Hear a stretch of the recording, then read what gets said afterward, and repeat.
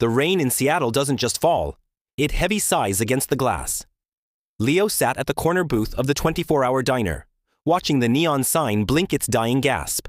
Buzz, flicker, fade. He was 32, holding a lukewarm cup of $5 coffee and staring at a blank notebook. For years, he'd chased the tech bro dream, grinding 60 hours a week for a startup that eventually replaced him with a literal algorithm. Now, he was just a ghost in a rain-slicked city.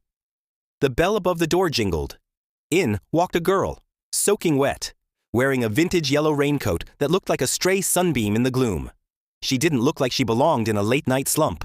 She sat 3 booths down, pulled out a portable cassette player, and just stared at the ceiling. Leo listened. Through the quiet hum of the refrigerator, he could hear the faint, muffled track bleeding from her foam headphones. It wasn't synthwave or jazz. It was the sound of a crackling campfire.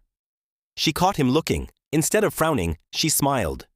A tired, knowing sort of smile that said, "Yeah, everything is kind of broken, isn't it?" She unplugged the jack for just a second. The sound of chirping crickets and popping wood filled the empty diner. "Sometimes," she whispered, her voice a soft rasp, "you just have to fake the warmth until the real thing shows up." Leo looked down at his empty page, then back at her.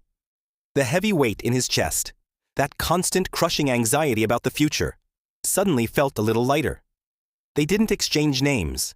They didn't need to. In the middle of a cold, indifferent city, 2 strangers were just sharing the same quiet frequency. He capped his pen, took a sip of his bitter coffee, and for the first time in months, he smiled.